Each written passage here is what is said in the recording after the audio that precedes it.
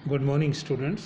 मैं doctor Ved Prakash, associate professor, government college Ajmer. Importance of management, ये हमारा जो टॉपिक चल रहा है इसका पार्ट 3 और अंतिम भाग हम आज अध्ययन करने जा रहे हैं। अभी तक हम देख चुके हैं कि प्रबंध जो है वो व्यावसायिक संस्थाओं के लिए क्या महत्व रखता है और समाज के लिए प्रबंध में क्या योगदान दे सकता है। आज हम देखेंगे प्रबंध जो है वो राष्ट्रीय अर्थव्यवस्था में क्या महत्व रखता है।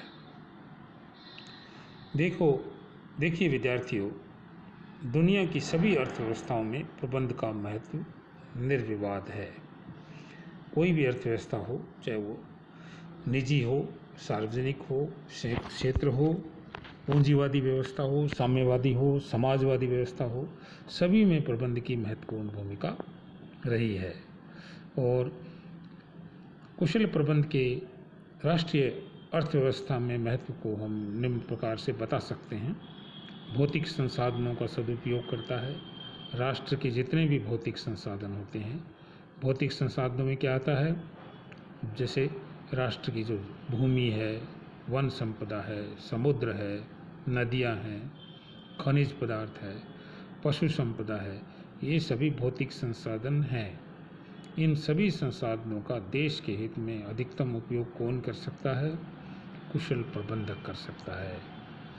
भारत में भी इस तरह के भौतिक संसाधन प्रचुर मात्रा में हैं, लेकिन वो बिखरे हुए हैं। उनको एक जगह पर इकट्ठा करके उनका मैक्सिमम यूटिलाइजेशन जो है वो प्रबंध के द्वारा ही संभव है।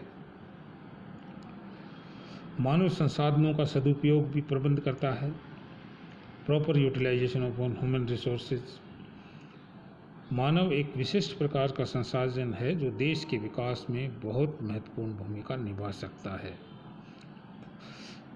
कारगर प्रबंधक, कुशल प्रबंधक ही इस मानवीय संसाधन का ठीक ढंग से उपयोग कर सकता है।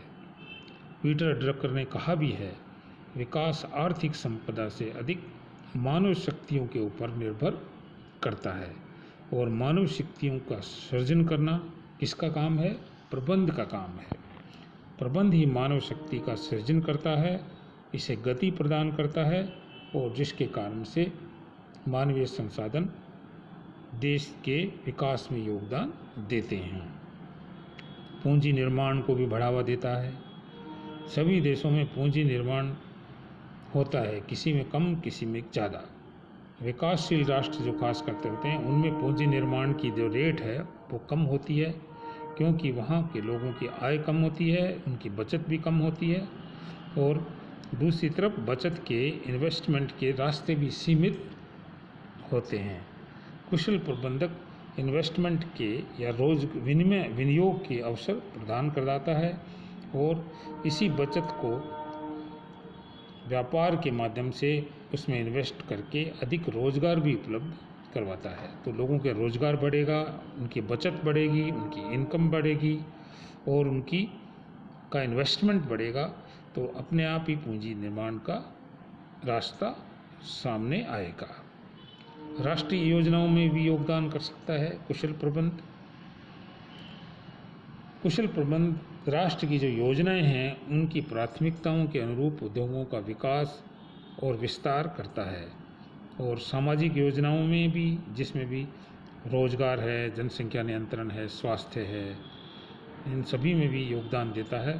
तो इस तरह से राष्ट्रीय योजनाओं में भी प्रबंध का बहुत योगदान होता है। बैलेंस्ड इकोनॉमिक डेवलपमेंट करता है, संतुलित आर्थिक विकास करता है।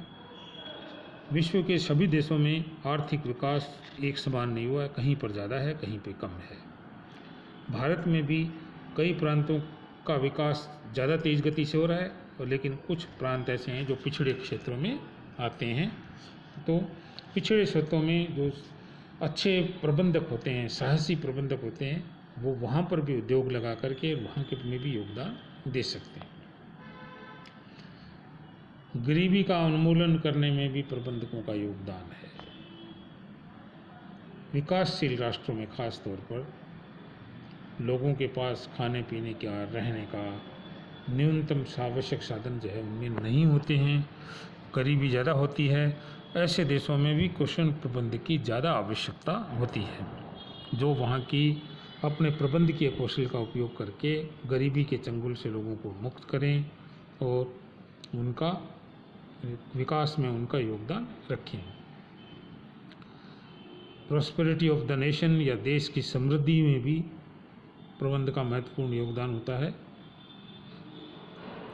मशहूर जो अर्थशास्त्री हुए हैं शोम्पेटर, उन्होंने कहा भी है कि प्रबंध जो है वो विकास का इंजन है, इंजन ऑफ ग्रोथ है। Management is engine of growth. प्रबंध ही देश में समृद्धि का वाहक है। वो उस देश के सारे संसाधनों का सदुपयोग करता है, रोजगार में बढ़ोतरी करता है, लोगों को पूंजी निर्माण में योगदान देता है, मानवीय संसाधनों को उत्पादक कामों में लगाता है। और ये सब काम होंगे तो अपने आप ही देश में समृद्धि पैदा होगी, समृद्धिशाली देश बनेगा। तो ये कुछ बातें थी जो प्रबंध के महत्व को दर्शाती हैं, स्पष्ट करती हैं। ये टॉपिक हमारा यहीं पूरा होता है। इसके बाद नेक्स्ट वीडियो में हम और आगे का टॉपिक इसका अध्ययन करेंगे। धन्यवाद। जय हिंद।